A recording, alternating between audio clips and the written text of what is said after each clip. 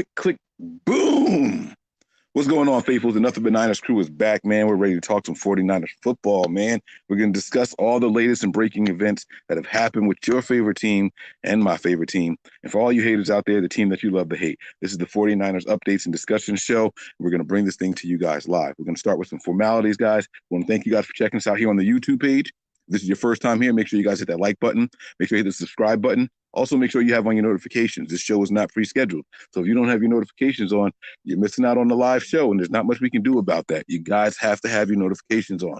We've brought you guys 3 breaking news videos within the last 72 hours, last 48 hours, actually.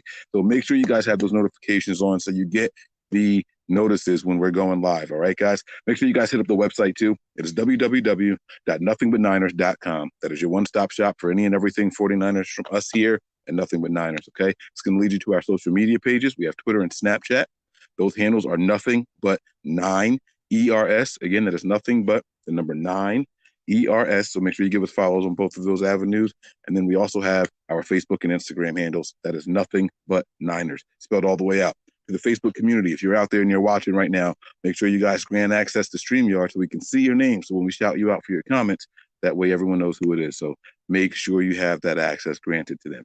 Also, we have another website, guys. It is shopnb9ers.com. That is shopnb9ers.com. That's where we're going to break out all the apparel, all the mugs, and all the keychains, and all the flags, and all that new fun stuff that's coming your way soon. Make sure you guys check it out over there, shopnb9ers.com. I'm your guy, 49ers Mike _NFL. We're going to start with my man, Nick. He is 49er Faithful 365 all day, every day. Bang, bang, not a gang. What's going on? How you doing over there, Sling Cassidy? What's Hey, up? I'm doing good. I'm actually out of my sling right this moment because I got this ice pack on. But I'm doing good, man. Just trying to get through this pain and, see what happens. You ready to warm up in the bullpen over there, getting that shoulder ready. I know how it goes. I've seen baseball. I know what it is. Hey, you know what it is. Yeah, we're also going to bring in my man Breezy, man. Where's Breezy at over there? He is 49ers Breezy on Hey, Twitter. man. You like this hat right here? You see that? That's the last Super Bowl we won. So we gonna go. So we're gonna start this show off right because we going back to the bowl and we're gonna get that victory. Let's go! Wake up, everybody! What's going on? Bunch of news to break to y'all, man. It's gonna go down, man. The 2020 season will be underway starting tomorrow. Let's get it. And the Niners are already hella busy. And the man that got to catch up with us, man. We've been bringing the shows. My man's been working hard. We're going to bring him in here so he can get his thoughts off. My man, Tony, NJ Niner fan, 499. What is going on, man? What's up? Let's talk about this, man. I missed a lot. The free agency's rocking and rolling. Tony ready to talk. Listen, there's a lot to talk about. I'm kind of upset about one thing that we missed out on today, but it is what it is. But we'll get into it. The Niners missed out on something? Yeah.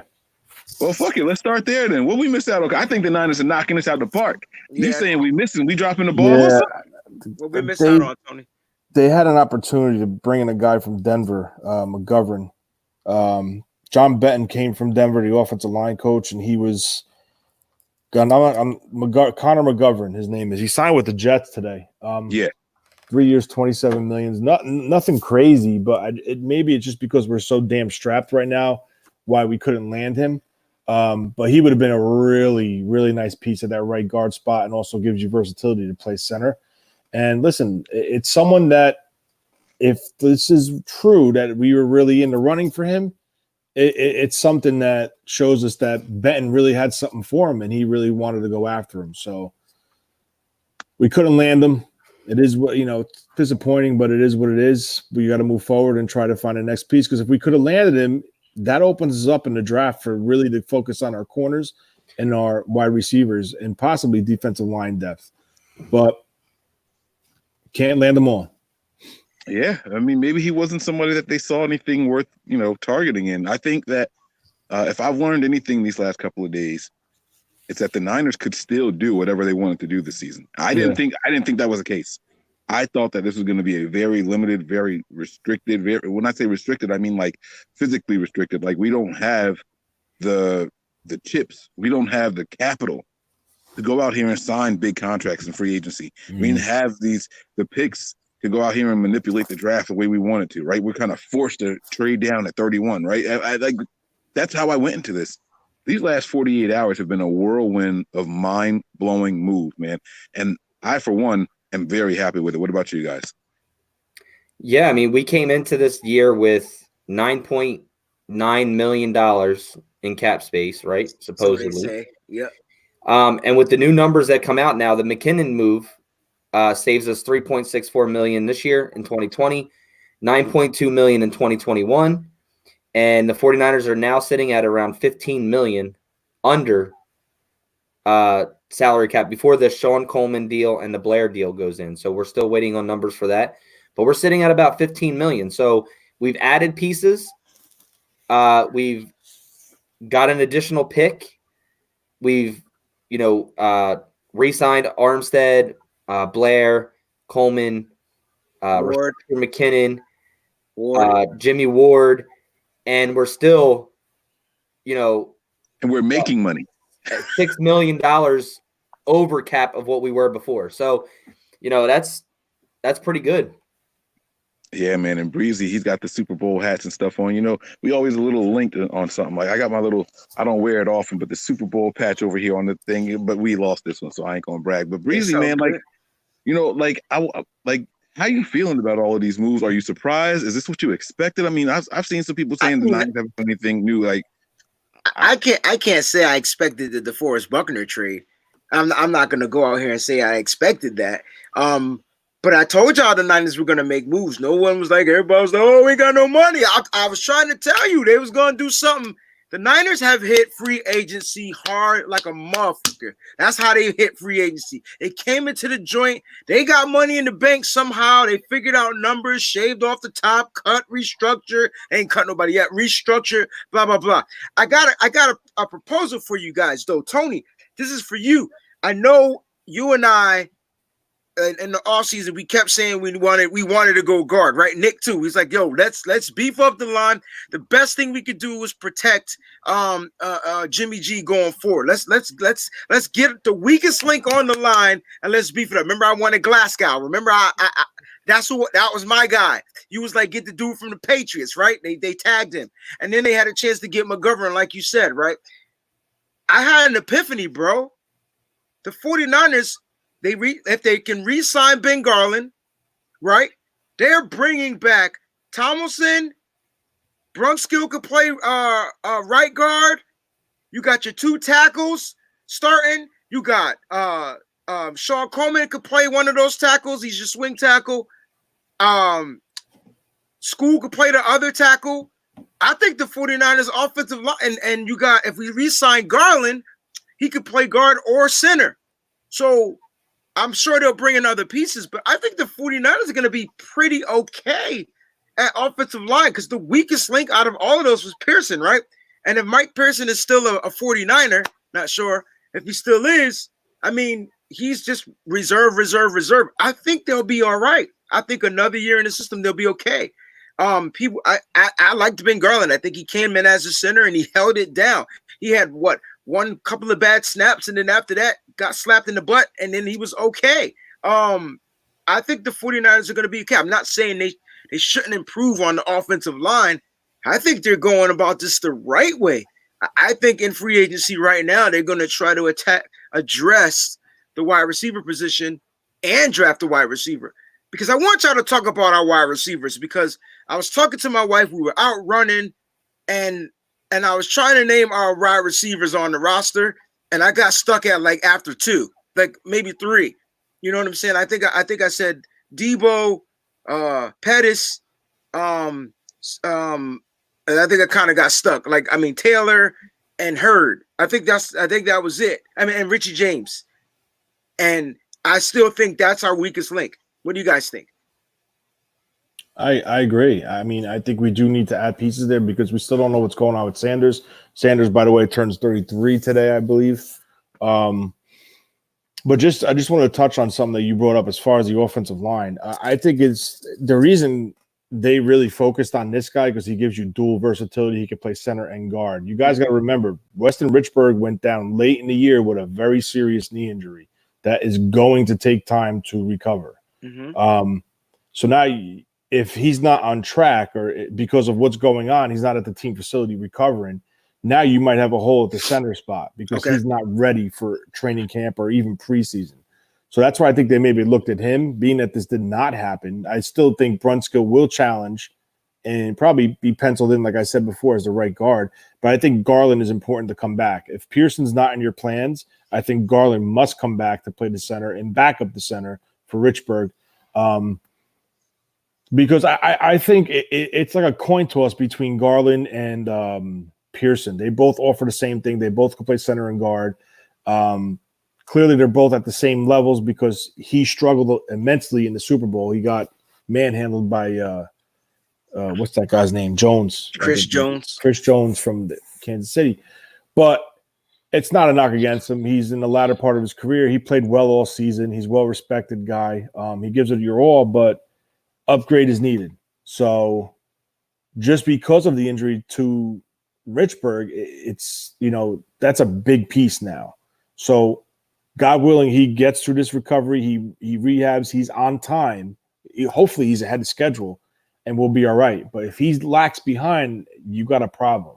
You need Garland back. But right, because doesn't it take a special type of center to play in this offense? Isn't that the most important piece to the offensive line in this particular offense? Yeah, you got to be athletic and you got to have a good head on your shoulders to call out the protections, because pretty much that's what the center does in Kyle's offense. He sets the protections for the line. Also, their centers tend to pull on some plays, on some outside zones, on some outside tosses and sweeps.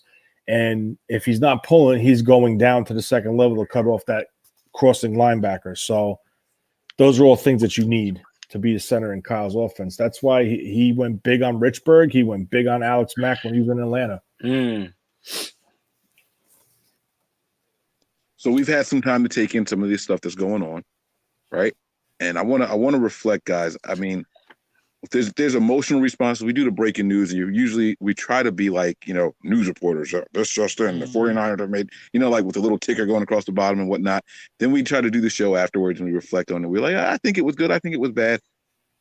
I want to get some reflection from you guys, man. This DeForest Buckner trade. I thought that over time people were going to accept it a little bit more. There's some people out there who were like, I can't believe the Niners did this. What are you guys' thoughts on this? Let's circle back around to this, and obviously it'll be Tony's first opportunity to reflect on the show. But we've talked about it, but you've had time for it to sit now. What are you guys' thoughts on it? Let's hear from Nick first because he's been quietest, and we'll go back to Breezy and then Tony. Yeah, I mean, like I said, I kind of just broke it down with what I said about cap space. I mean, everything that the Niners have done so far has been, to me, upwards of an A+ type of offseason so far. And I know it's not any big name people, like, Stephon Diggs or OBJ or DeAndre Hopkins, like moves like that, or, certain things like that. But if you look at where we started this year, I was kind of like hesitant to get into the offseason because of the fact that we weren't picking until 31st. We only had, a first rounder and then, 5th and 6th and 7th and so on. And you can't really judge the draft not knowing, picking other than the 31st pick. You're like, okay, are we going to trade and pick up a second and a third or a second and a fourth? Then we're not picked until the second, So it's hard to gauge where we're at. And then you look at the cap space and it's like, last year and the year before, we were one of the top teams in the league with cap space. And then it's like hard to get into it. So you go into the season with approximately $9.9 million. You have to re-sign a couple guys. You got Eric Armstead coming up, going to be a free agent. You got Jimmy Ward walking. You got Ronald Blair walking. You got Matt Breida, Kendrick Bourne, all restricted free agents and so on and so on. And you look at the season and you're like, wow, like where are the Niners really going to end up next year? Like how much can they really, really do? And we all expected, possibly franchise tagging Eric Armstead, right? And we weren't expecting that long-term deal, even though he said, I would rather be here, blah, blah, blah. We didn't know what kind of money DeForest Buckner was going to go after, right? We knew that contract was coming up. We knew that we didn't really need to address it this year, that we could do it next year. But then when we go to address it next year, you got Kittle coming up and, you got other guys like Fred Warner and people like that are going to be continue to come up on the team. So looking at it from where we started to where we are now, I'm 100% satisfied with what we've done. Sucks to lose DeForest Buckner. Obviously, he's a great player. You know, he barely misses any games, plays a lot of snaps, gives it his all. But one player doesn't win you championships. You have to keep a core together, right? And now will we see it influx in defensive line play, or a downgrade in defensive line play, I should say, with DeForest Buckner not being here? Yeah, because you don't replace that type of talent in the first year, right? Now, you got other guys that can play on this team that we haven't really seen, like a Julian Taylor or, you know, even a Ronald Blair or Eric Armstead sliding in. There's guys that can fill that role. But when you look at it, $9.9 million, we go and trade DeForest Buckner, which wasn't a fan-happy thing.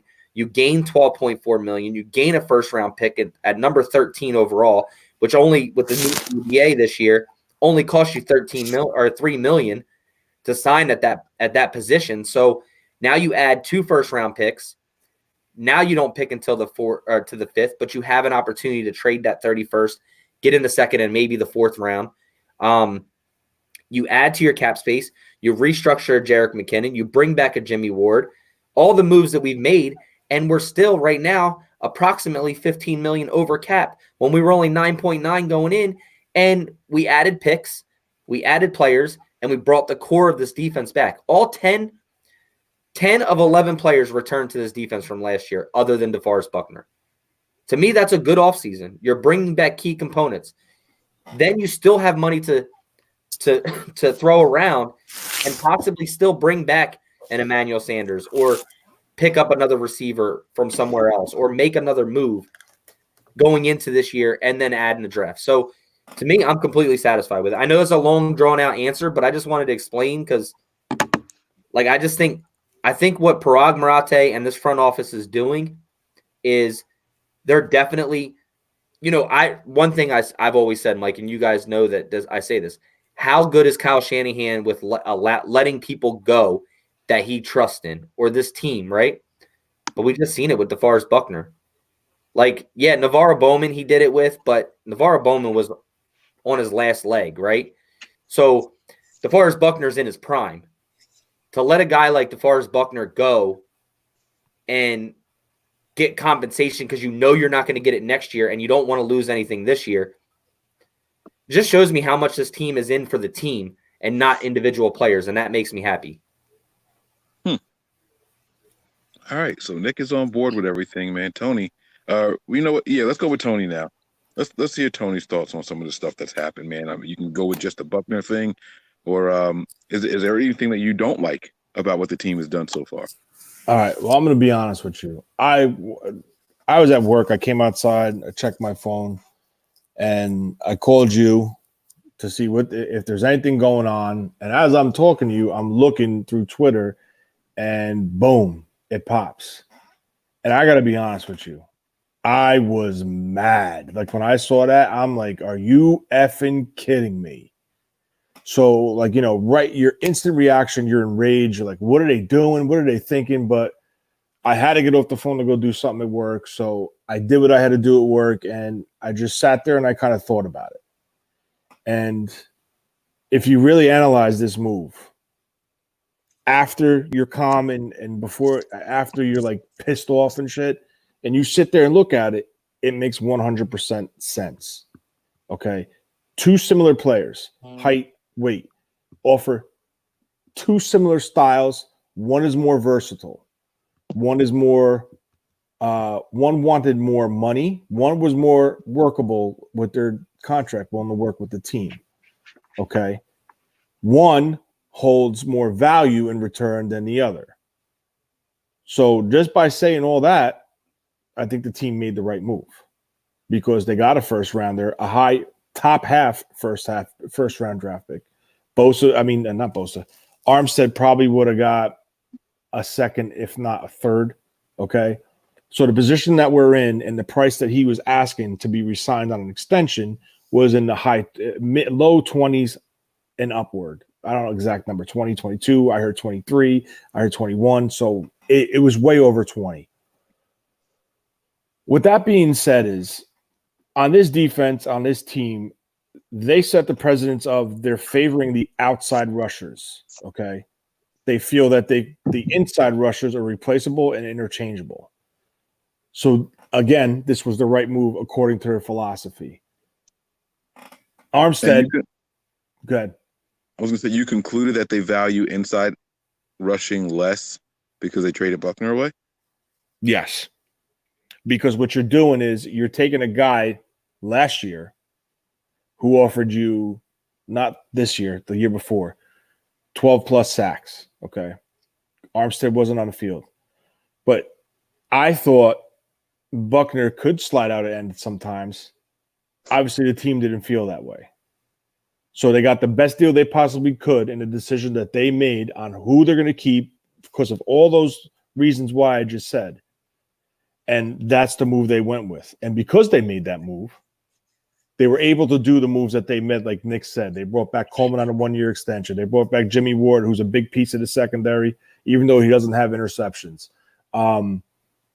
What else did they do? They restructured Jerick McKinnon. They added, they extended Eric Armstead. They made all these moves, potentially a couple more that are in line to happen, but just aren't announced yet. They tendered the 2 second-round picks on those two, on Breida and Bourne.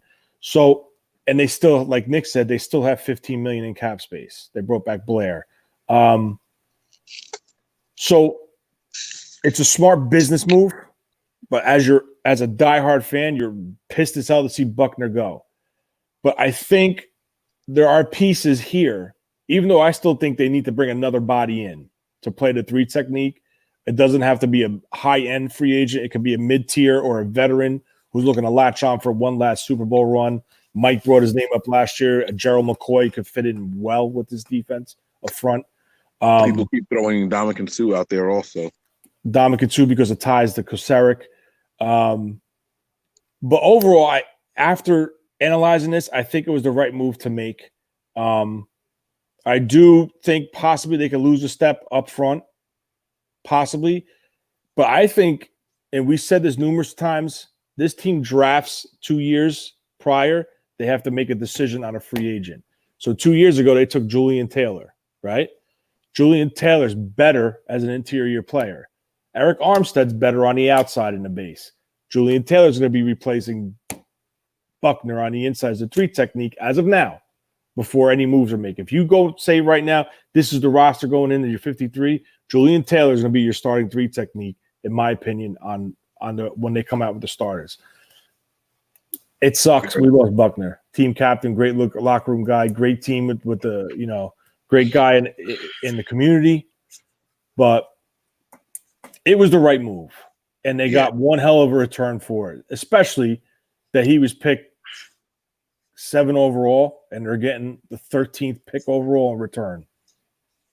Yeah, after 4 years of solid production. So exactly. After 4 years, that's what I was going to say. And I said to Mike earlier, isn't it odd how all these teams are picking up the 5th-year options on all these guys, locking up a chunk of money that's fully guaranteed. So if they decide to move on, they get that cap space. You saw it done today. Leonard Floyd, the Bears got rid of him, freed up $14 million. The Niners traded away DeForest Buckner, $15+ million gone.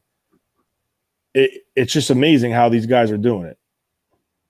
Yeah, strategies today. It's like a little philosophy that's going on. We get the talent, see what our options are, and then try to weigh it out. Breezy, you've been very vocal about how you feel about it. I want to ask you a very direct question. Is there anything you don't like about what the Niners have done so far this offseason? Is there anything that I don't like? I always like when the team makes moves in a positive direction. So to answer your question, no, there's nothing that I don't like. To my initial reaction when DeForest Buckner was traded, I was kind of preempted because I knew it was going to be somebody. Thought it might have been D Ford. Thought it might have been whoever. It could have been damn Eric Armstead for all they cared. They signed him to a deal and they traded him and get some stuff back. Who knew what it was going to be? But you knew it was going to be somebody. So when the news came out, I guess I was kind of like, dang. I wasn't super surprised, but it was shocking enough because he's a team captain. He's a guy you're going to miss. But I everything what Tony said, like I don't think the 49ers, like, I don't think it was like far as by choice, let's get rid of, like, let's move him because we're going to focus on the outsides, inside or whatever, blah, blah. I don't think that was it. I think just the value of DeForest Buckner was high on the table. It's like, hey man, I give you this car. I'll give you $1 million for this car right now, but next year I ain't gonna give you $1 million. Like, you know what I'm saying? I think it came down to value, and they were just they got made an offer they couldn't refuse. They were drafting 31. They ain't drafting again to like 156 or some shit like that. And it was just like, hey, give me a pick, give me a first round pick, and we'll keep it moving. And then, like you said, the business sense of it made sense. I understand why every fan might hate it. I get it. But I guarantee you will get over it very soon, because the 49ers are continuing to move toward a direction. You guys keep saying you want to see them in the Super Bowl. You want them to win the Super Bowl. You want them to repeat. Well, they're doing the things. How are they doing the things? They're bringing back the core of this team that got them to where they got. Yes, they're going to be missing the key piece. Yes, it might be a little bit minimalized on the defensive line because you got rid of a team captain in the locker room and a very productive player at defensive tackle. But there's some veteran guys that Tony mentioned. There's some guys out there you can still go get. Depends on how much money you're willing to spend. And we can also draft a defensive tackle too. There's some studs in this draft as well. Guys, I don't know why we're sitting here losing our mind, because I think Tony said we're not going to be able to replace DeForest Buckner. Oh, yes, we can.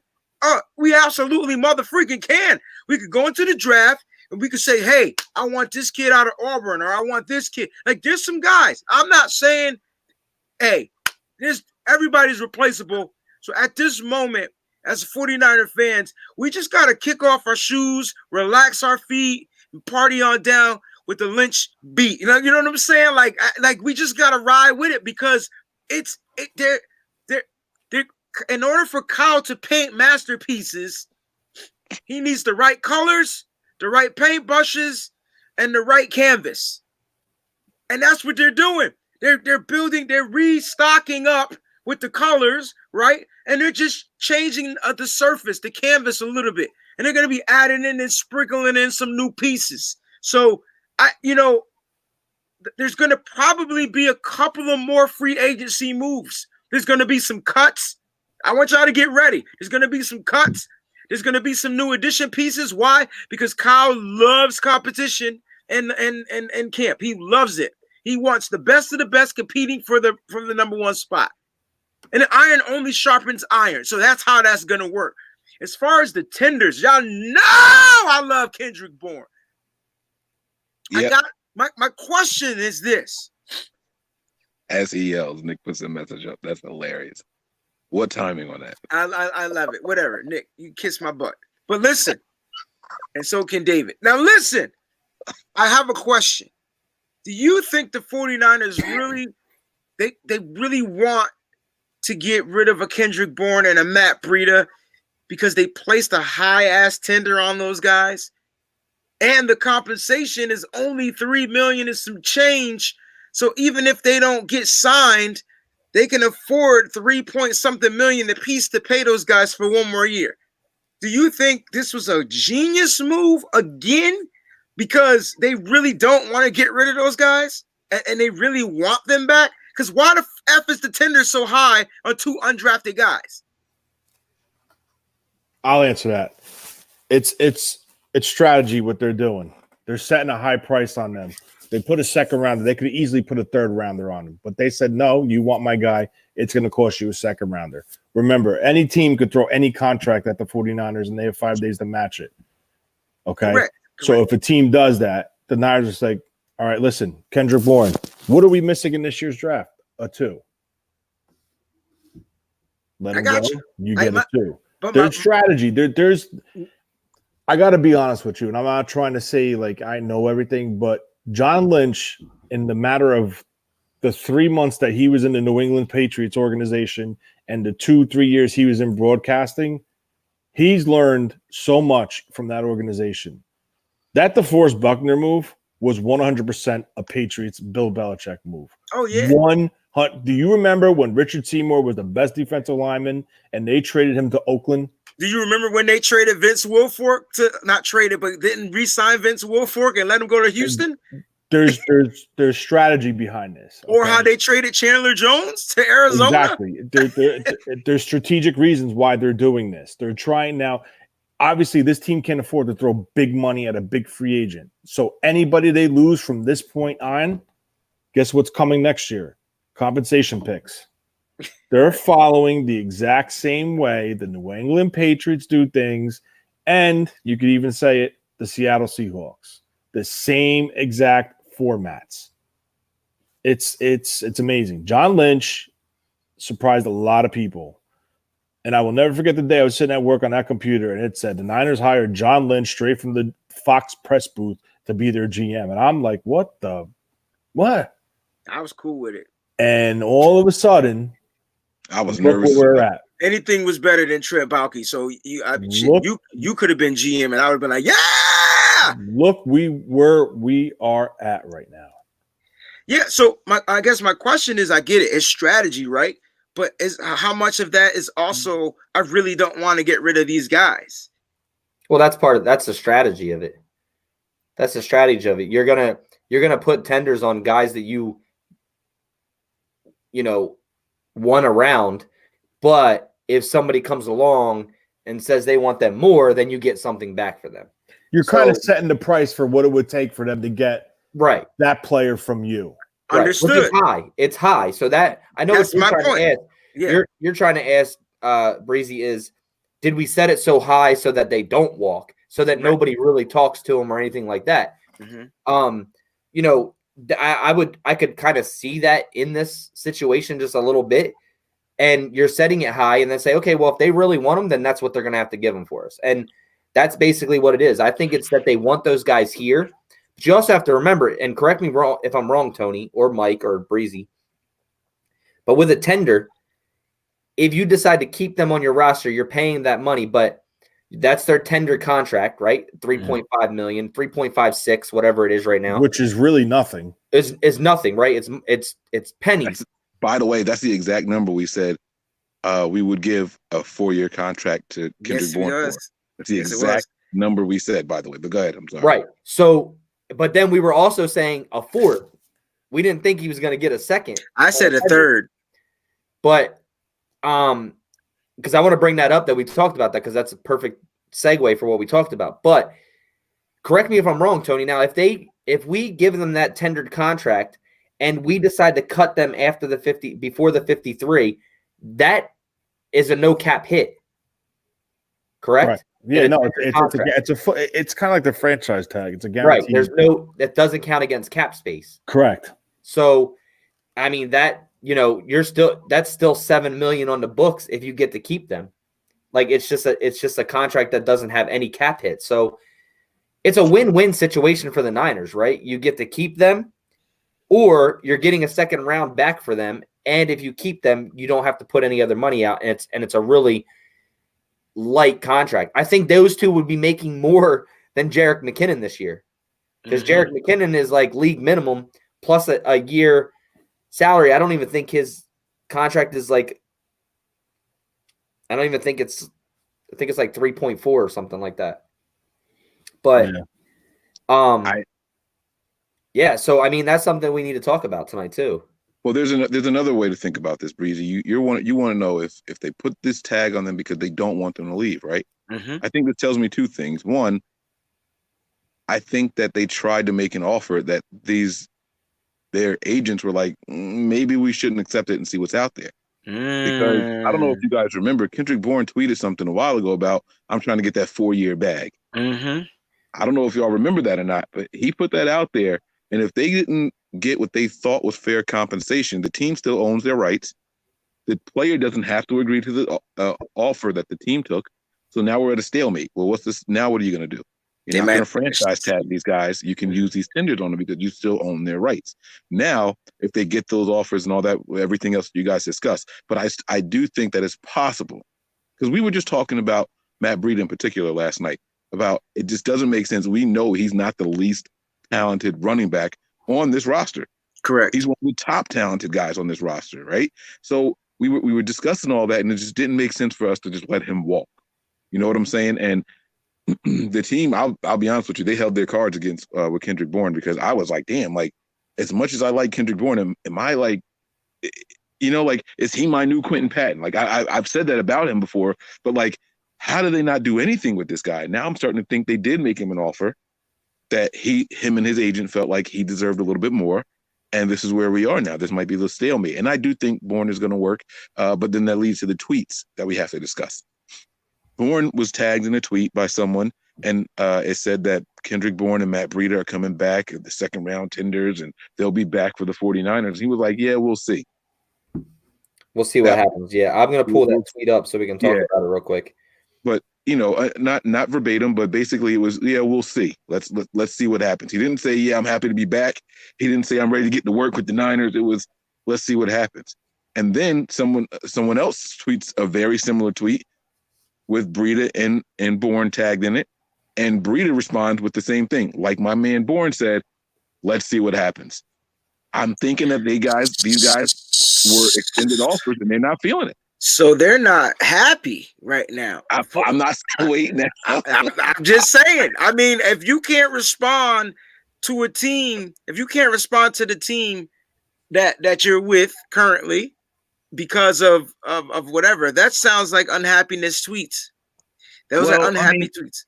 Look, man, let me ask you guys this question. If we had Wes Welker here, you think he'd be making more than $3.5 million a year? Wes Welker doing what Wes Welker did for the Patriots. Yeah. He would, right? Yeah. That's what Nah, don't even go there. You cannot compare Wes Welker in New England as Kendrick Bourne. Not even close. Why can't I? Because Wes Welker was the leading receiver on the New England Patriots for those years in New England. That's based off of how many targets he had. But if you compare, you can't. Mike, come on. You're talking about a Hall of Fame receiver in New England. You're looking at careers. You're not listening to anything I'm saying. If you look at the catch percentages, you look at the chain moving and the reliability in the red zone, Kendrick Bourne is doing what he was doing over there on a smaller scale because of his targets. He can't help how many times the ball is thrown to him. He can only control what down and distance and what he does with the ball. He's a reliable receiver that moves the chain and scores touchdowns. Bro. That's what Wes Welker's role was over there. If you target Kendrick Bourne 150 times, he's coming down with 130 of them. That's what's happening with him. It's not his fault that he doesn't get the ball that often. That's no one else's fault. Wes Welker was not the deep guy. He's not going to burn you down the field. He's not going to get wide open 40 yards down the field. He's a chain mover. Like he's a chain mover, and that's what Kendrick Bourne became for the 49ers. That's my point. I'm not saying that he's got a Hall of Fame career. Don't be that extreme. Keep it in context with what I'm saying, and that's my point. It's the value of the player. So you're saying his agent came to the table and said, hey, this is what he did. This is what my guy's doing. Can my guy get some more money or a 4-year contract? Yes. I think these guys want future security. No one wants to play on a 1-year tag. If you went to work tomorrow and they were like, hey, by the way, you only got 364 more days here, you're going to start looking for another job. Absolutely. You know what I'm saying? And so, like, you know, in the NFL, it's what they tell you is for, not for long, right? These guys want security. These guys have battled through injury, especially Breida. Breida's been putting his heart and soul out there. You got to drag Breida off of the field. You get what I'm saying?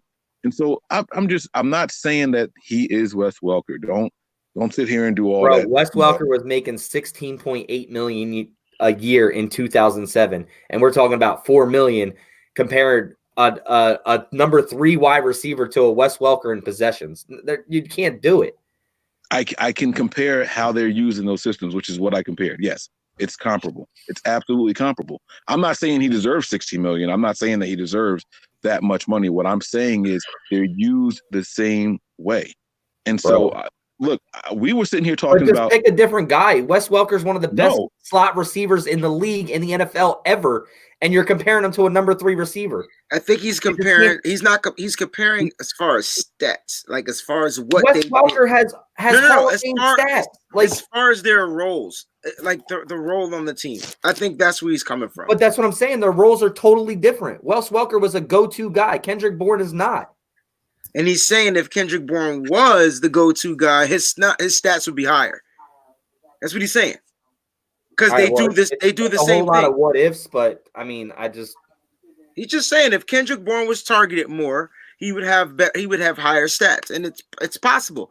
It's possible. The more the receiver sees the ball, the more they probably do. I know he led the team in touchdowns as wide receiver again. Like I know that's what he does.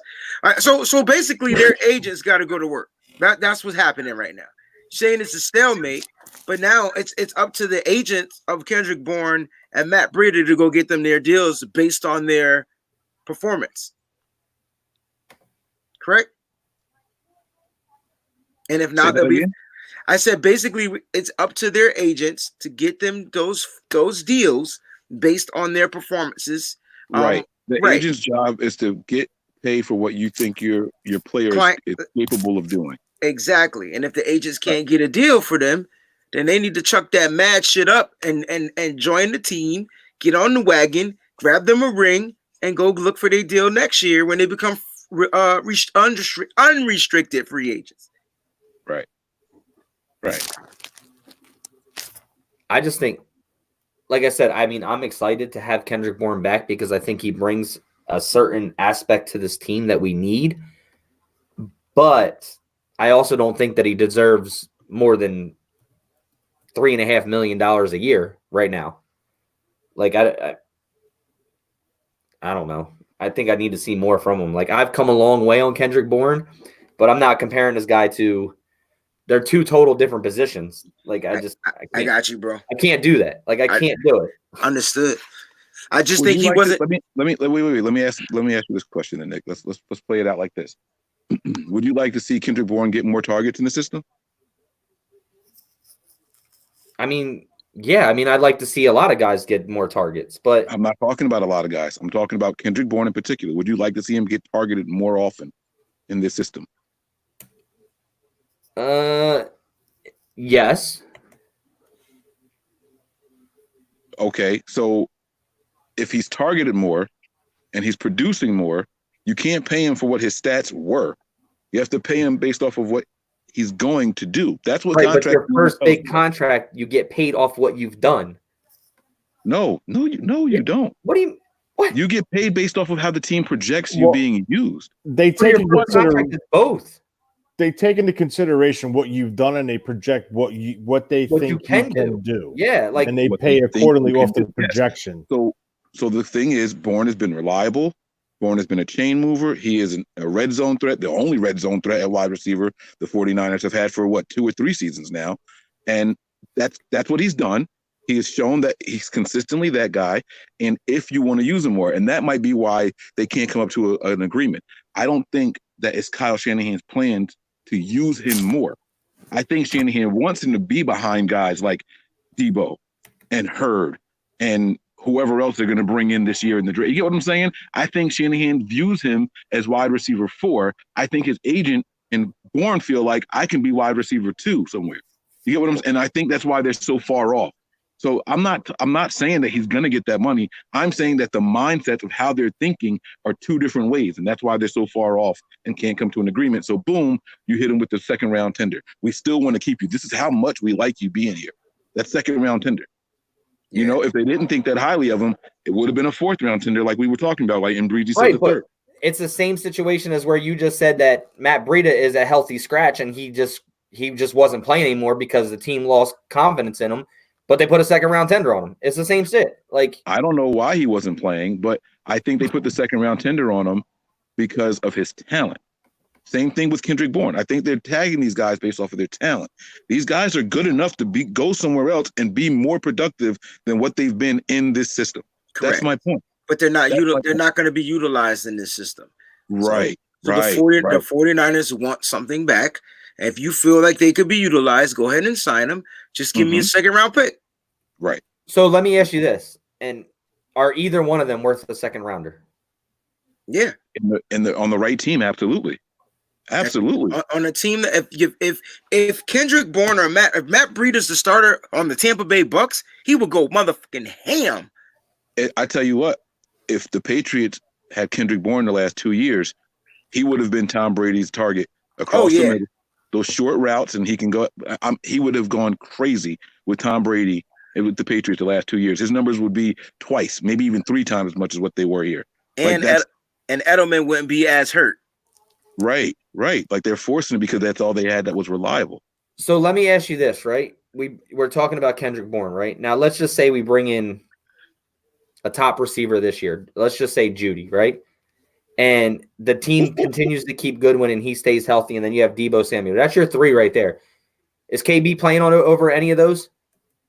No, that's what I said. I think the team views him as wide receiver 4, and I think that's why they're so far off. I agree with everything you just said. That's what I said before. I said that I think they're going to bring someone else in, and they're going to have him behind guys like Hurd and Deebo. You get what I'm saying? I think that the team sees him as being behind those other guys, and I think he and his agent view him as something else. I also think it's because of the situation with their wide receivers right now with the team. They had to put a 2 on him because everything is so uncertain. Mm-hmm. So I know, Nick, you just said before free agency started, we had the 31st pick. We were totally out on Judy or Ruggs, all those guys. So they said to themselves, okay, listen, let's do this. We're gonna put him at a 2. Someone blows us away. We get the 2. Now we have the 31st and the 2nd round pick. Gives us a little more ammunition to move around if we want. Fine. But if we were in a different position and we had Emmanuel Sanders under contract, we had a healthy Jalen Hurd, we had a healthy Trent Taylor, I don't think the 2 tender would have been there. Absolutely not. I just think because of the predicament that they're in, they had to do that to protect themselves. And the agent is aware of that, which is why he's fighting and refusing whatever contract it was that they offered. Right. The agent knows, listen, you guys have made it very clear. This guy's back was so bad that you didn't want him to go to the Super Bowl with you guys. This other guy hasn't played much in 2 seasons. Yeah. You know what I mean? Surgeries on 1 foot. Right. This other guy is leaving in free agency. You don't know if you can bring him back. What are your options? My guy should be your wide receiver number 2 right now. Correct. And I wanted him to be compensated. And that's where the 2 sides are different. If all things go right for the 49ers in their roster and everyone's healthy, Kendrick Bourne is no longer looked at as wide receiver number 2. Right, and that's what I want to try to like. That's where I'm saying like he doesn't deserve to have more than $3.5 million a year because in this system, that's what I'm saying in this system, and that's what I was arguing this whole point. And that's when you brought out, well, he does what Wes Welker did. Well, it doesn't matter because if we get the right pieces here, Kendrick Bourne goes back to being a 4th or 5th guy in this system. And that has proven to be more ifs than anything else. Right. You have to look at what you want to happen and what has been happening. Right, but I'm saying we haven't seen Jalen Hurd. If Jalen Hurd is healthy, Kendrick Bourne is not starting over him. He'll get the play. Deebo Samuel's going to definitely get the play. Goodwin may be traded, but you think Jalen Hurd starts over Kendrick Bourne? Why? What do you mean? Why? Why does Jalen Hurd start over Kendrick Bourne? I'm just saying that's what I think will happen. Okay. And I think Jalen Hurd will be more of a red zone threat than Kendrick Bourne too, because of his ability to run, his ability to go up and get the football, and his height. So that takes KB out. I don't know, man. I don't think Hurd starts over Bourne, but whatever. We know that he won't start. We know that Goodwin won't start over him because Goodwin was healthy and KB was getting the snaps and reps over. Right, but that's why I said assuming Goodwin's cut. Right. Like I don't even assume Goodwin's back this year. But there's other guys on this team that Kyle Shanahan believe in, if are healthy, are going to get that play. Right. So if Brady wasn't going from New England, he was still there. I think New England might think it's worth a 2nd round pick to go and get a guy like KB. It just takes one team to see the value in him and say that's the guy we should have and bring him here. We can get more from him than what the Niners did. They still may give the 2nd round pick because they still need targets. And they need to get as many good targets as they can for whoever they're going to have play their quarterback. So it's still possible a team like the Patriots can give up that 2nd round pick, which they don't ever have problems doing. They don't care. Picks don't mean something. Tons of picks. So. They don't value the pick. They value the players. Exactly. And they'd rather have veterans than rookies that are a hit or miss thing. That's what I'm saying. It just takes one right system. A guy, another place that he might be able to go to is Detroit. You know, there's options out there for a guy like him. And the same thing goes for Breida, by the way. We're focusing on Bourne, but everything that I'm saying applies to Matt Breida also. I agree. Oh, yeah, absolutely. Everything that we're talking about. We love what Matt Breida does here when the ball's in his hands. We love to see the explosion and all that stuff. Imagine him going somewhere where they can use him. Look, you got think about the Chargers, right? Where Gordon's on his way out. They got, what is it, Eckler? Imagine Eckler and Breida in the same backfield. The speed and come on, man! Like there's options that these guys can go somewhere and be valued and perform better. Doesn't mean that they could be the same exact people, just in the right system. Their numbers go up. Right, and like I said, I'm not counting KB out as in that, because there's a lot of what ifs. I was just talking about money situation. To me, in this system, he's not worth more than $3.5 million. And now he can do that somewhere else and get paid $5 or $6 million a year. But in this system, I think with healthy guys that we have, it's what ifs. If these guys that we have on this roster come back healthy, they will play before him. That's all I'm trying to say. The Trent Taylors will definitely play before him. And whether I like it or not, whether any of us like it or not, and we can go back and say, well, KB's never been injured or this and that. Yeah, that's all good for KB, and that's great for him. So it doesn't, to me, like, I think KB is a good third or fourth guy who comes in and will produce for you when needed, but I don't think that he's a number 1 or 2 receiver yet. And I don't think he deserves 1 or 2 receiver money yet. But here's the thing. As the depth chart stands right now for the 49ers, who's your wide receiver number 2? It's Bourne. Right now, as it is right now, it's Bourne. And that's the scary part, because before we added Emmanuel Sanders, this offense couldn't get going in the passing game. Right. Definitely scary, because our receivers didn't take off till the Emmanuel Sanders trade. So I don't know, man. Yeah, man. But it's all. This is the fun part of the season, trying to analyze and try to figure out what they're doing. Now, let's get back to those tweets. Do you guys think they're upset about something?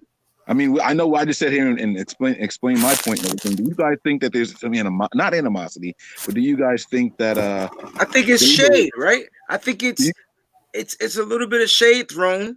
They're not solidifying, or they're happy to be back because they don't like the situation. If they were happy to be back, the tweet would have been like, "Yo, I'm a 49er for another year. Let's get this cracking and popping." That's not what they're saying. They said, from what you said, they said, "We'll see." Did you find the tweet, Nick? Did you find it? Yeah. And I want to ask you this, because I think there's 2 ways you can take this, right? We'll see if we come back, or we'll see how we're utilized in the offense. Because with Matt Breida saying it, with him being, sat pretty much the last 7 games of the season, it says, so MJ Acosta puts out a tweet and says the 49ers have tendered 1-year contracts to restricted free agents, wide receiver Kendrick Bourne and running back Matt Breida. Both guys have been key pieces of the Niners offense. Bourne made a huge jump in his growth and production in 2019. Matt Breida quotes the tweet and says, as Bourne Poly, as in Kendrick Bourne, said, let's see what happens. And then eye marks. So to me, with the first tweet is it he's saying we'll see how we're utilizing the offense, or we'll see if we come back? Because she specifically stated they were key pieces in the 2019 offense. Well, he said that's not true, because Matt Breida was for the first 9 games and then was absent the last 7. Well, see what Kendrick Bourne said. See the tweet, and it was basically the same thing though. But I would like to see how Kendrick Bourne responded to it, because he said, like Bourne said, which is saying I'm echoing the same sentiment he said. Right, but so Kendrick Bourne tweeted, the 49ers have also tendered wide receiver Kendrick Bourne with a 2nd-round tender designation. If another team signs him and the Niners don't match, San Francisco gets a 2nd-round pick. Welcome back at Bourne Poly. And then he said, let's see what happens to that tweet. Right. They said, welcome back. And he said, let's see what happens. Right. So Kendrick Bourne said that to his own specific tweet. Right. Matt Breida quoted a different tweet. And that's why I said with Matt Breida, it kind of looks like Kendrick Bourne looks like, let's see what happens if I get picked up somewhere else or if I'm back there. Right. Matt Breida's, to me, sounds like, was I a key part of the offense, or am I going to go somewhere else? I don't know which way to take Matt Breida's because of the way the context of MJ Acosta's tweet was.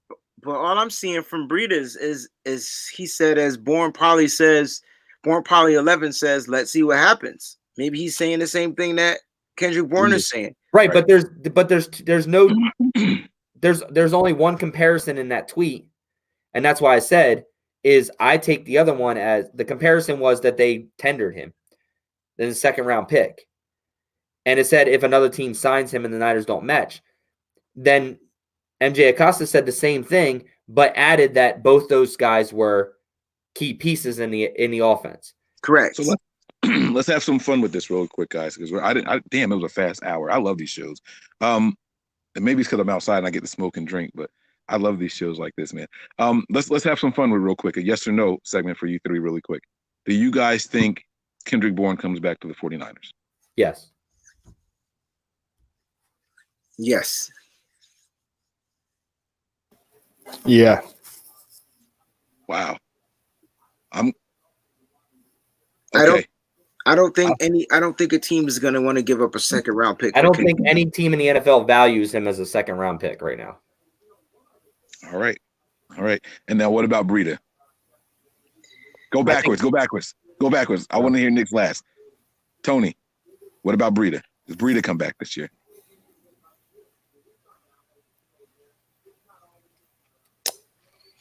Shit. And this one's harder. And while he's thinking, the reason it's harder is because he hasn't been as healthy. Correct. He's very inconsistent as far as availability. Bourne is out there. You know what you're going to get from Bourne. You know exactly what you're going to get from Bourne. When Breida's healthy, you know what you're going to get from Breida. But it's a different blocking scheme. Maybe the holes aren't the same. You know what I mean? So it's a little bit different for a running back and someone of his availability. So I don't think so. I don't think he comes back. I don't. Do you think he doesn't come back because another team offers him something? Or do you think that no one's going to offer a second and the Niners are going to be like, we got someone else now? Because if you guys don't think that anyone's going to offer a second round pick for Bourne, who's always available, how can you think someone's going to offer a second for Breida? Because of the position. So go ahead, I think it because you yourself made a phenomenal example. The Los Angeles Chargers, a 1-2 punch of Eckler and Breida. You're talking about adding a piece. I understand a second round pick is a lot for a part-time player, but that speed dynamic that the two of them bring to the table could be a scary thing. And if a team has multiple picks, not in the second round, but if they're stock heavy the third and fourth round, where they have enough ammo to jump back into the second round, that could be the scenario. All right, Breezy, what are your thoughts on it, man? Is Breida coming back? And if not, I don't think Breida's coming back. And I think there are teams out there that need a running back, and I think they know what they're going to get with Matt Breida. They know that the speed dynamic that they're going to get. They know that they can get a running back where they're going to average almost 5 yards a carry. A little bit over 5 yards a carry. Yes, he does have his injuries, but I mean, what running back doesn't? And if you could put him in a system when you're pairing him up with another running back, that might be where you can see him going to. So I think a team will give up a second round pick because A, he's young, B, he doesn't have a lot of tread on his tires, and you know you're going to get somebody that can make your offense dynamic. So opposed to drafting, there might not be that many good running backs to draft this year. It's not a running back draft. That might be your second round tender. That might be the pick you give up for Breida, whereas I don't think they do it for Kendrick Bourne. Another team two knows, but for different reasons. I like that a lot. I like that. Now, another team that I just popped in my head is the Eagles. The Eagles have been dying for a running back. Imagine him over there with Peterson and what he could cook up with Matt Breida. That's something else to think about too. I know the Eagles mad they let go of Raheem Mostert. Yeah, but they got that new rookie who played well at the end of the year, and they just got rid of Jordan Howard. They got who'd you say they had?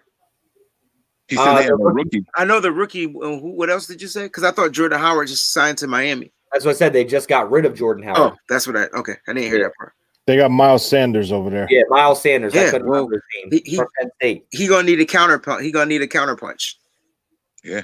So Nick, what are your thoughts on it, man? Do you think he comes back, Breida?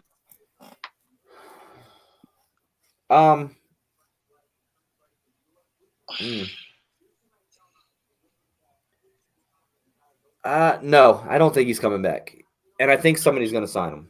And just like Wayne was saying, you put him in an offense like Tampa, or you put him in an offense, like Tony said with Eckler.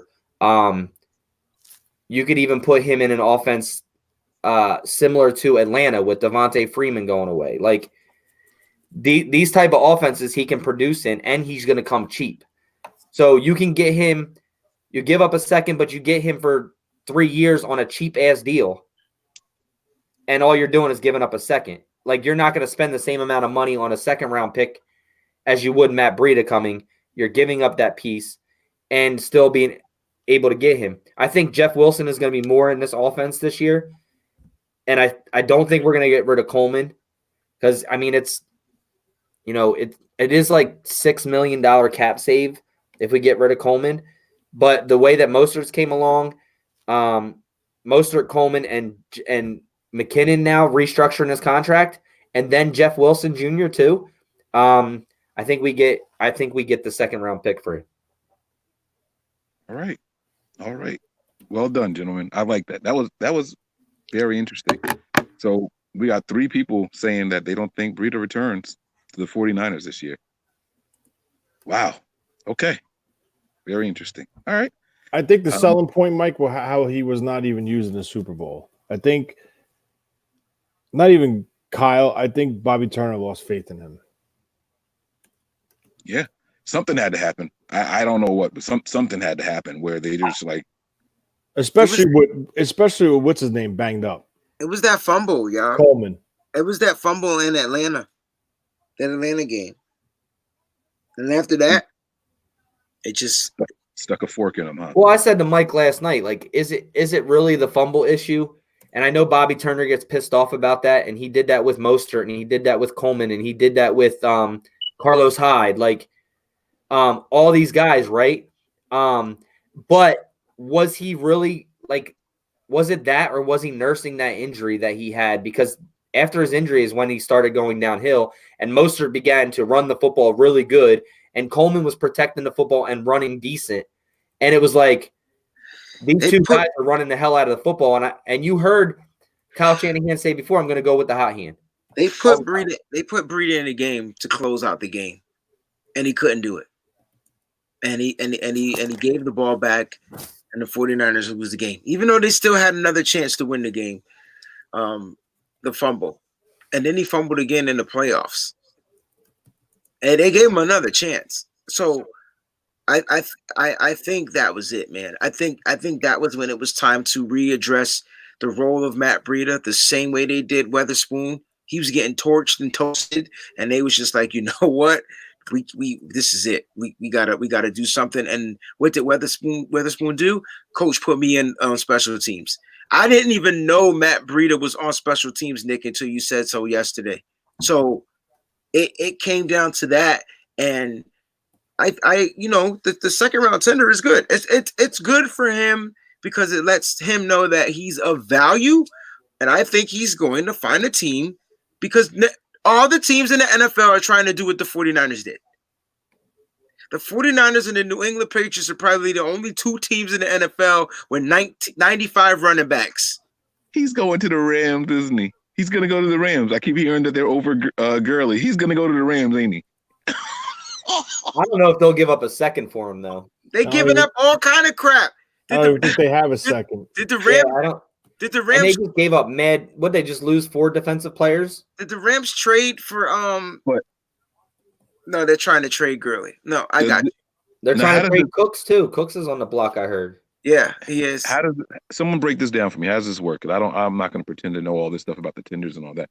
I understand they put a second round thing on them, right? So is it that a team can come to them and say, "Here's a second, we'll take them"? Yes. And or is it we going to make him an offer and you guys aren't going to match it? We can take him and then you don't get the second. So that's how it works. I mean, the team has the first. Correct me if I'm wrong here, Tony. They have the right to match the contract first. Correct. If they decide not to, there's that second round tender on him that it will cost them the second round tender to get the rights of him to give him a contract. So a team has to offer a contract as well as a They second. sign him to an offer sheet. Right. Correct. And they have 5 days to match it. And if the 49ers don't want to match it, they get the pick. Yes. Now, do the Niners have to accept a second, or can they take less? That I don't know if they can negotiate. If they can negotiate it, why would they take less? I don't know. I'm just wondering. I don't know. No, I think that's why you set the tender. I think that is what your value is at on that player. Exactly. Yeah. Like why would you want a third if you can get a second? So, all right, let's because if you set it at a third and they offer you a fourth, I don't even know if you could I don't even know if you can negotiate the compensation. But I'm just saying, like hypothetically, no one's going to touch either of these players for a 1. So a realistic 2, if you're picking at the bottom of round 2, is technically a high 3. So you kind of try to shoot for the stars. But I don't know if you can negotiate once you put a tender. Right. Well, that's what I was going to ask, because if a team comes in here and makes a crazy ass offer, like, and I'm going to be ridiculous on purpose, all right? If a team comes in here and they say, hey, we really want Matt Breida, we're going to offer him a 3-year deal for $20 million, right? Not $20 million a year, but $20 million total, right? Mm-hmm. The Niners are going to be like, yeah, no, that's over $6 million a year for him. We're not going to do that, right? They get the pick. But what if that team doesn't have a second round pick? Then they can't take him. And they can't, right? It doesn't have to be this year, though. It can just be a second round pick, so they can give a 2021, right, 2022 second round pick. Oh, that boy gone. It doesn't need to be this year's second. Right. We want it to be this year's second. Yeah, the whole reason of the tender is to put a value on him and say, this is where we value this guy, and if you want him, this is what it's going to cost you. Correct. And the Niners have the right to refuse a contract or match a contract. If I'm the Niners, not to match it, then we get the pick. If I'm the Niners, I think I'm going to take a 2020 third over a 2021 second. But you can't. I don't know that they can't. I don't know that you might be right, but I don't know that you can't. I mean, if I'm the Niners, I'm like, hey, I'd rather do this instead. Oh, I get what you're saying. Can the Niners negotiate and say, hey, give me – okay. I don't know if that's how the tender work. I think it's set at the second round, and they have to get a second rounder. But that's very interesting. I get what you're saying. Very interesting. All right, man. I don't have much else. I mean, I wanted to – this was a lot of fun, man. And is there anything else that we're missing that we haven't discussed? Nah, man. We're just trying to figure out if the Niners are going. What are they going to do about Sanders? Are they going to make him an offer? Are they close to an offer? Are they moving on? And then in a couple weeks, we can start focusing on the draft, guys. We can start focusing on the draft. So second round tenders this year are only worth $2.914 million. So it's not even 3. Yeah, it's not even what they were offered. So they were offered more than the tender. Yeah, so then first round tenders are valued at $4.149 million. So that's I'm sorry, that was 2019. So it probably went up a little bit. Okay. So I mean, because I was gonna say if it's less, right? That might be dope for the team because the team would give up the pick and only be paying 2-point-something million more than what we would have had to pay if they stayed a Niner. If their numbers are correct. Correct? That's wild. That is wild. That means they really lowballed these guys. That means they really lowballed these guys. Oh, you mean as far as offering them a contract? Yeah. They probably offered them 3-year deals. They probably offered Bourne 3 years at $11 million and Breida 3 years at $10 million. Because how much was? Let me ask you a question. All right, so 2020, it's 3.278 is the worth for the second round tender. So we're spending 3.5, correct? And original round tenders are expected to be worth 2.144. I don't know. So if Denver uses a second round tender on Purcell and he receives no other offers from other teams, the Broncos will owe him $4.667 million in 2020. And they put a first round tender on him? It doesn't say what tender. How did that number jump up from 3-point-something million? Hold on, I'll read it. So second round tender. Yeah, it just goes from the first this year. First round tenders are expected. Yeah, so first round tenders are expected to be worth 4.667. Yeah, Second that's round tenders are expected to be worth 3.278, and original round tenders are expected to be worth 2.144. If Denver uses a second round tender on Purcell and he receives no other offers from other teams, the Broncos will owe him 4.667. But that just says that he owed for a second round tender, so that doesn't make any sense. yeah. No, I'm not. I can't. And it's not anything that you're saying. It's just that I don't get Oh, it. And well, it's saying here, if for example, if Denver places a second round tender on nose tackle Mike Purcell and he signs an offer sheet with the Cowboys, the Broncos would have the option either A, match that offer, or B, acquire Dallas's second round draft pick in exchange for losing Purcell. Right. And that's how the tender works. That's what we said. Yeah, but I don't know why. I think they have their numbers mixed up at the bottom because they should really own 3.278 for a second round tender. So, all right, it's interesting. That's very interesting. All right, cool. so it'll definitely be interesting to see what happens. I like Little Roberto's a guy he was talking about Raekwon Davis show. If we needed to replace DeForest Buckner, that's the guy we need to go get in the draft. That kid's a beast. Raekwon Davis. So just wanted to touch that up. But other than that, I'm Gucci, man. I'm starving. I was in the studio. Tony, I'm hungry. Let's go. Before we get out of here, I got a question for you. What's Is up? there a deadline for that contract to be issued to tenders? Like, is it July 1st? Or April 1st? Like, it shouldn't be on April 1st. Anybody know that? Nah, No, I don't. I don't think it's like the franchise tag. I don't think it's like the franchise tag where there's a deadline where it has to be signed or they don't they hold out. I think it's some kind of deadline though, because they can't just wait till we're ready to start week 1 and be like, wait, hold on, here's your second round pick. Right. That's why I was asking. Like, is there a? I'm gonna have to look that up. I'm gonna try to figure it out. If anybody in the it would have to be before the draft, right? Because then that means if it's after the draft, that means that they can offer it's only futures. Like that's weird. You know what I'm saying? So you would think that it would have to be before the draft. Yeah, I guess you're right. Yeah, that makes sense. That definitely makes sense. Is there a deadline? While you guys are looking all that stuff up, man, Breezy, you touched on Emmanuel Sanders, and we're not gonna, do a whole what guys are we bringing back and which ones aren't we? Those answers are coming. Do you guys think Emmanuel Sanders is coming back? And do you think he should come back? Two different questions. I think he should come back. He made his time here, his stay here. He made it seem like he was at home.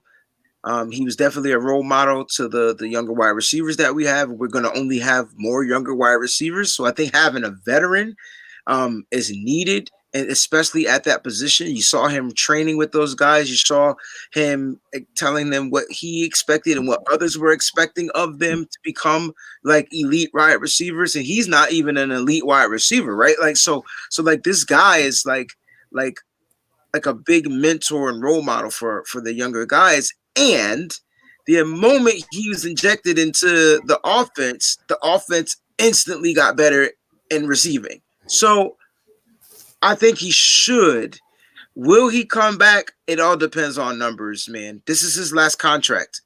He's going to go get the best contract he can get because he's a veteran and he needs money and he has a family. So that's when it comes down to business, man. It'll be no love lost for me if he comes back. If he doesn't come back. But I'm hoping that Sanders definitely comes back. He has a rapport with Jimmy Garoppolo. We need receivers that are, and our quarterback needs to have a rapport with these guys. I know we're thinking that Hurd and those other guys are going to come back and Taylor are going to be good in this offense, but we really don't know. Just like we don't know about any of the injured coming back. We won't know. But we do know what Emmanuel Sanders can bring to the table, and he proved it. And I'm hoping that the 49ers see value in that, and they make him an offer, not a lowball offer, and they make him an offer that he won't refuse. So I'm hoping there's not another team out there he'd rather be with other than the 49ers. Tony, what are your thoughts on the man, Emmanuel Sanders? I think if he truly wanted to be back, it would have been done by now. I think they needed to free up money, though, right, Tony? Uh I don't think so because you saw what they offered Buckner and all the money. Emmanuel Sanders ain't getting that kind of money. So Yeah, but they didn't offer Buckner anything this year. I didn't mean Buckner. I meant Armstead. You saw what they did with Armstead. They gave Armstead a really good deal, and Sanders ain't getting that kind of money, so they could have afforded to bring him back. I always get nervous when my wife is listening to Blue Cantrell. I gotta go outside and check on my car. But the thing that gets me is I think they had to wait for the CBA. 2, they wanted to get the more important pieces done, the higher quantities,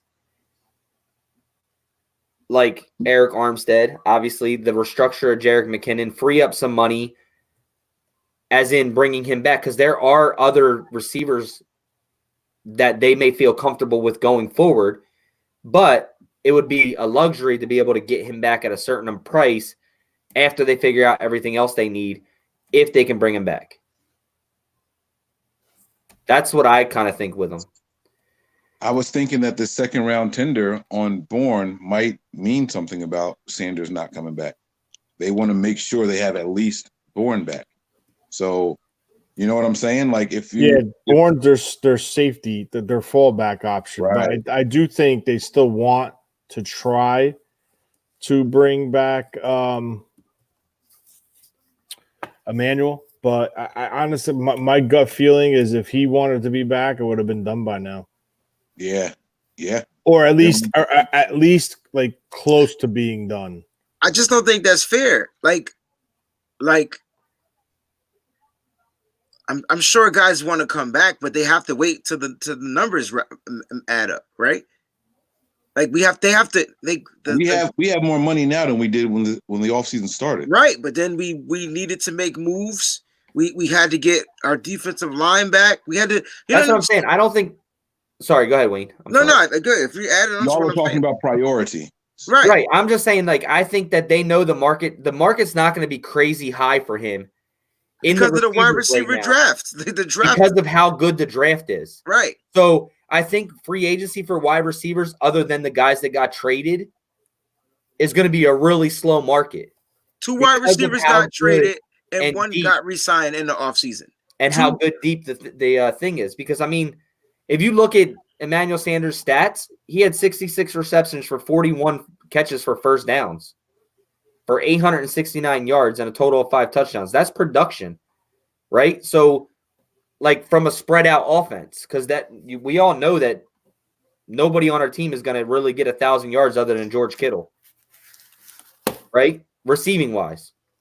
But I just think that the market for wide receivers right now, with the draft being so deep, is you have room and time to see if you're going to bring back a receiver or bring in another one, because you don't know what you're going to get in the draft.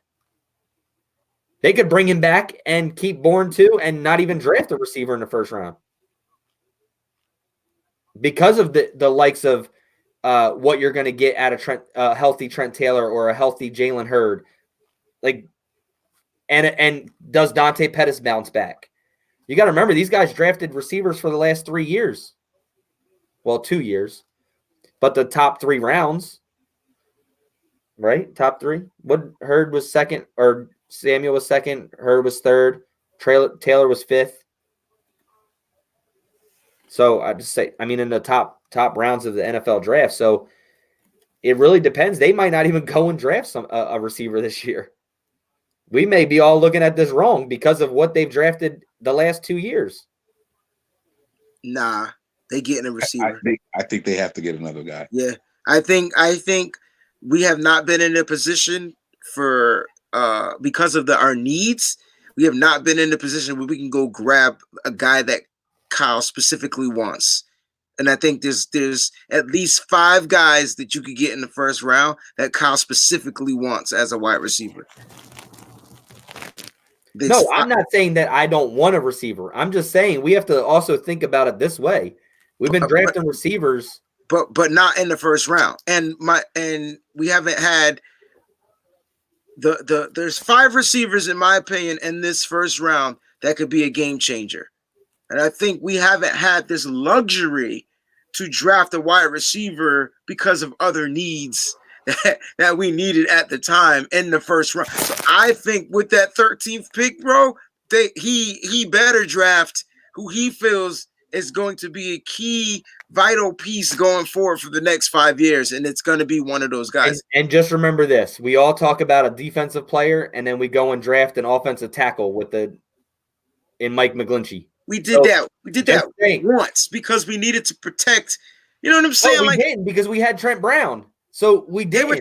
He wasn't going to fit this offense, bro. Trent Brown is slow as shit. That pick surprised everybody. If you did not think that we were going to draft an offensive tackle there, all I'm saying is be prepared that the draft doesn't always go the way that we think. Okay. We never expected Mike McGlinchey to get drafted and then Trent Brown get traded. Okay. You did? Come on, Wayne. No. But that falls under them having the plan. Okay, that falls under. Okay, I'm going to get my guy that I know that's going to fit, and I'm going to trade him for something. Here you go. So, no, I know that, but I'm just saying they may go and get something else that they really feel they need because of their plan of who they drafted and what their health is like. That's all I'm saying. There's still a possibility of not drafting a receiver in the first round. That's fair, bro. I just think that they're going to go ahead. I hope they don't not draft the receiver. But I'm just saying, like, they better get one of them mother suckers, yo, because you ain't going to get another draft like this. They can likely trade down from 13 and still get one of those guys. Acquire more picks. And they can still which I think they're going to do because I said it too, Tony. To move down from 13 is more value to move down from 31, even if you drop 3 picks. I said that, Tony. I think the value at 31 is 600 points, so that's a second and a third. Yeah, but can you imagine what you could get for the 13th?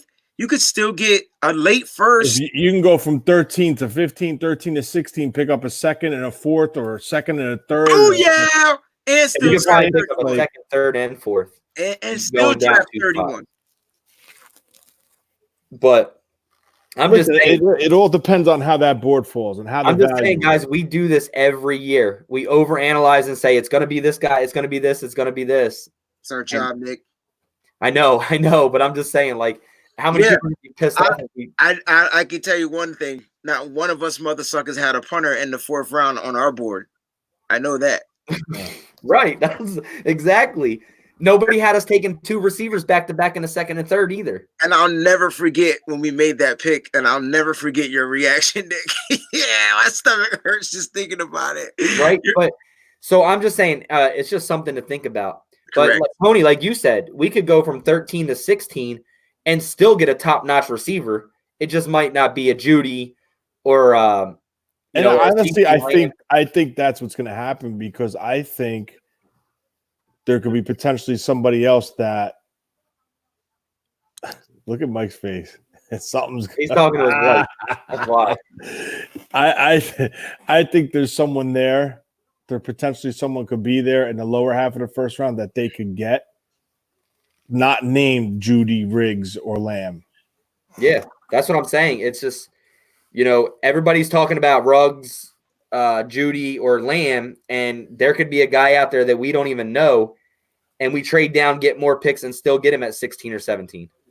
You can go a little further south than that. Right. I'm just saying, dropping those 3 picks. We could probably drop in the top 27 picks and still get a decent receiver in this draft. It just might not be those 3 guys. So I would say in the, I don't know, 15 to 20 range, and still be able to get a decent receiver if they go receiver in the first round. Mike's about to get beat by his wife. His face is priceless, bro. He's like this. So, all right. Well, I'm good, fellas. I'm safe. It's all right. I kind of dragged this along, so I'm good on everything else. But we're good, man. I like this, man. Look, man, the NFL overall. I know we cover the Niners and everything, and that's a predominant thing here. But the NFL is going to be a lot of fun this year. If the season is half as good as what these first 2 days have been, like quarterbacks moving all over the place. Look how many quarterbacks have changed positions already. You got Tom Brady going somewhere, Cam Newton going somewhere, Teddy Bridgewater going somewhere.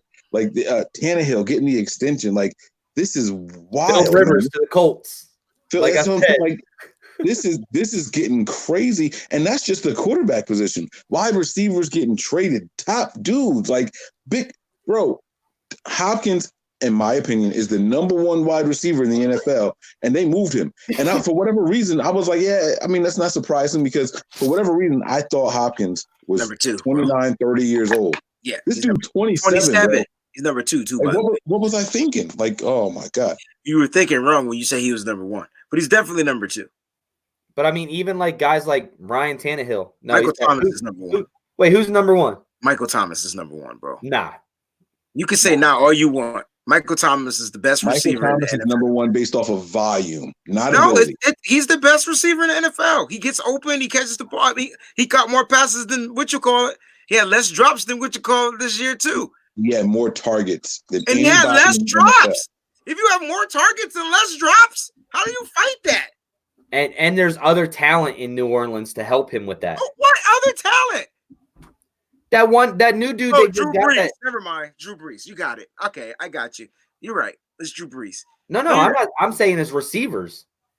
What name the other receivers, Nick? You can't. I can't think of the rookie kid that was burning us last year. They got some weapons over here. Just because we can't name them don't mean anything. Oh, and Hill comes out is a weapon. Houston got weapons too. What weapons didn't Houston have? Houston got a 1,000-yard rusher, right? They got a quarterback that's really good, right? I'm talking about receivers. They got tours. They got Will Fuller. They got right? They got obviously they betting on Will Fuller this season. You can say all you want about Will Fuller. That boy was killing in fantasy until he got hurt. Like he was taking the top off the D. Like I'm just saying, respectably. I'm not gonna say pause. All right. Well, how about we just say Julio, Nuke, and whatchamacallit are. Yes. And Thomas is 1A, 1B, 1C. 1C. I can live with that. I'm cool with that. I won't even tell you like who you got at 1C though. Whatever. Julio? Huh? Who you got at 1C? Julio? Yes, I think Julio's at C. I think he's declined a lot compared to Thomas and he's just getting older. And Hopkins. Don't get me wrong, Thomas is a beast. I think the ability to catch the football in different positions. The dude his hands are this big, bro. But it doesn't matter how big his hands are. Yo, if you got motherfucking bear mitts, you better catch the football. And he dropped mad footballs this year. Bro. I just think Hopkins just has Hopkins struggles getting open. He struggled getting open this year. He don't need separate. He's not a guy who needs separation. Okay. No, he's gonna beat your DB to the ball, bro. Listen, you guys gotta we're getting super side. And I like this year. Here's my thing. Here's my thing when it comes to Michael Thomas. Michael Thomas has Drew Brees throwing to him. Hopkins has done it with guys that I can't even remember who they were throwing him the ball. And he's been dominant no matter who the quarterback is. What was the dude that had the seizure when he played us? I don't even know what you're talking about. See what I'm saying? Like, I don't know. Hopkins does it no matter who is throwing him the ball, bro. Hopkins is wide receiver 1 in the NFL. I don't care what nobody said. You got Drew Brees throwing you the ball, you're going to produce. All of a sudden, yo, bro, people thought Taysom Hill was a top tight end. This motherfucker don't even know what position he's supposed to play because he got Drew Brees out there. Like, no, I'm not. No. I'm not going for that nonsense, man. Like, listen, Tom Savage, that's who it was. And Thomas is good. So I don't want to sound like I'm hating on the young bull, right? He's good, but he's not DeAndre Hopkins good. I'm sorry, he's not. You put DeAndre Hopkins over there with Drew Brees, it's over. It is over, bro. It's over. I'm sorry, it's over, man. Like all right, I'm gonna shut up. Go ahead, Tony. Mike, that was who the quarterback was, Tom Savage. I have one negative thing from not this offseason, but last offseason. They drafted Caden Smith, and they chose to keep Levine Toilolo over Caden Smith. Now they both Giants. And now they're both Giants. No, we didn't keep Levine Toilolo over him. Levine came later in the season. No, you didn't. No, we had Levine in the offseason. Levine was a free agent acquisition the team made early on. Yeah. They chose Levine over Caden Smith, and now Levine's ahead of Caden Smith in Did you see that the 49ers made an offer on Hooper? They tried to get Hooper. Yeah, I don't know how much I heard that, but I didn't understand that the Niners Like Why That not? might have been just the connection from Kyle and him in Atlanta to raise his market, because I don't see how they could even go near $11 million a year and then pay Kittle at least 15. That's Maybe they weren't going to give him $11 million a year, guys. You keep Right. forgetting that. But what that tells me though, guys, Niners are picking a tight end with their first 3 picks. One of their first 3 picks is going to be a tight end. Who's the other tight end that's there? We have Dwelly. Dwelly. So they're not sold on Dwelly, huh? It's not about not being sold on him. I think that the Niners want. Listen, we talked about this I believe in the group. I'm not sure if we talked about it on the show, but you can get 1,000-yard tight end, right, and pay him half of what you're going to have to pay a 1,000-yard wide receiver because of how it's the position. It's just a position, right? So why not go out and get a freak athlete tight end and put him with George Kittle? Oh my, come on, like that. Now you're talking about Aaron Hernandez and Rob Gronkowski. Why don't you It's that kind of system. maybe try to sign this? Eric Ebron is out there. Jimmy Graham is out there. Bring in one of those. With the Bears. Eric Ebron is out there. Jimmy Graham is not out there. Why don't you just try to bring in one of those guys, man? You know what I'm saying? Like, go get a vet, yo. Like, can you imagine Eric Ebron and mother freaking George Kittle on the you? Oh my gosh, this Jesus! You got to also remember though that takes away from your receiving core. So what? I don't care. Score points. I don't care who's doing it. Score points. Yeah, that's what you said, Nick. As long as we winning, it don't matter. Like, no, look, I was just saying because you guys are all talking about receivers getting play and stuff. I'm just saying you got to remember that takes away from receivers. I didn't talk about not one receiver getting no play. I just said bring back Sanders so the receiving core could be better. What I'm saying is the more weapons that they have to prepare for on the defensive end, the better that the 49ers will be in execution. Because you could go single cover everybody. Good luck. Because you got to double somebody. You know, Kyle likes to double in 3 tight end set, so we'll see. Yep. But Kyle Juszczyk is pretty much a fullback in a 3 tight end set anyway. So exactly. All right, guys. I mean, I don't know. I kind of like Ross Dwelly. I think Ross Dwelly could be something if he just gets. I'm not knocking him. I'm not knocking him at all. But we can definitely still upgrade. That's my point. We can still definitely upgrade. Yeah, but you're gonna pay for that too. Or you can use him as a trade chip too, as well. But hey, I wish we drafted the tight end that went to the Dolphins, I believe, Mike Gesicki.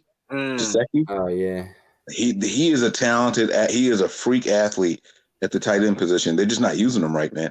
I mean, he started coming on at the end of the year, but that guy is going to be special if they use him the right way over there in Miami, man. That division is going to be so much more fun to watch, not knowing that the Patriots are going to win it every year. Exactly. So much fun to watch, man. The only thing we got to watch out for now is the NFL being rigged because the Super Bowl's in Tampa this year, and Tom Brady's going to Tampa. Will we have the first team playing at home at their original field? It makes sense. No team that has ever hosted the Super Bowl has appeared in the Super Bowl. Right. No city, I should say, that is hosting the Super Bowl has ever appeared in the Super Bowl. In 100 years of the NFL. That is insane. Maybe the 100th 1 year it changes. And it's supposedly only a 1-year deal for Tom Brady too. He's only getting 1 year deal. I thought it was 2 or 3 for $30 million a year. What's that? I thought it was 2 or 3 for $30 million a year. I saw 1 year. I know at about $30 million a year. Phillip Rivers got one for 22. Yeah, 22 and a half. Somebody said they thought it was 2. It might be 2. I just thought I saw 1, but so anyway, I tried to look up when Levine Toilolo came here, and it's nice to see our breaking news videos pop right up on a search. That's what's up. Hey, look, I disappeared. Wow. But yeah, I'm good, man. I'm good. I know people got to get out of here. I'm assuming that was all of our final thoughts. We're not going to go through that segment right now. All right, guys, it's been a lot of fun, man. It's getting late over here on the East Coast. All of us are East Coast guys, so we apologize. We don't have the energy you West Coasters do. But guys, we appreciate you guys checking us out, man. Make sure you guys hit that like and subscribe button. We really appreciate that. That changes the algorithms. It helps people find us. So please, it's very important that you guys hit that like button. Facebook users, I saw a Facebook message earlier in there that said, how do I subscribe to your channel? If you were still watching, go to youtube.com/nothing but Niners. You can type in hashtag NB Niners. on YouTube, and our videos will pop up. You click it, you go to our page, and you subscribe to our channel.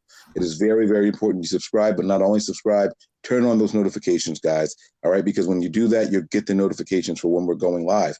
This show was not one that you got a half an hour notice for. We went live because we went live. And for those of you who don't have your notifications set, you miss it, you know? So shout out to everybody who do have the notification set. We appreciate you guys. By the way, Sean Shepard, I saw that Kanan is doing better. I did see that message, man. Thank God, man. That was really good. He was sincerely in my prayers. He said that they unhooked him. His brain is fine. It looks like Kanan's going to be okay. So that was a good thing also. Is he on Twitter? Sean Shepard. I did see something, but it had like an egg as an Avi, so I'm not sure if it was really him or not. But I did see something one time. I don't remember how long ago it was, but I think that was Sean.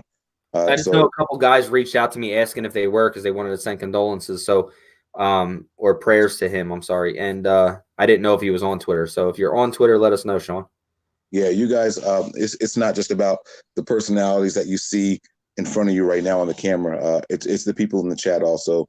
We care and appreciate every single one of you guys. So we talk about you guys and what you're going through, and we see the messages. We appreciate it. We're going through it together, guys. And so it's really good that little Kanan is doing much better, man. And we're praying for a full recovery and hope that he comes back stronger than what he was before. This is going to be it, though, guys. We thank you guys for checking us out. Like, subscribe. Make sure you check out the website, www.nothingbutniners.com.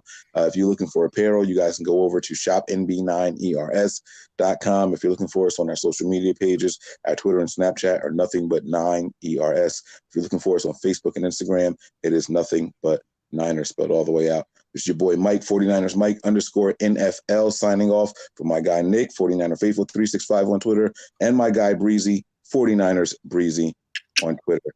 And that's going to be it, man. We're getting up out of here. Prepare for glory. Anticipate pain. But always remain faithful. We out of here.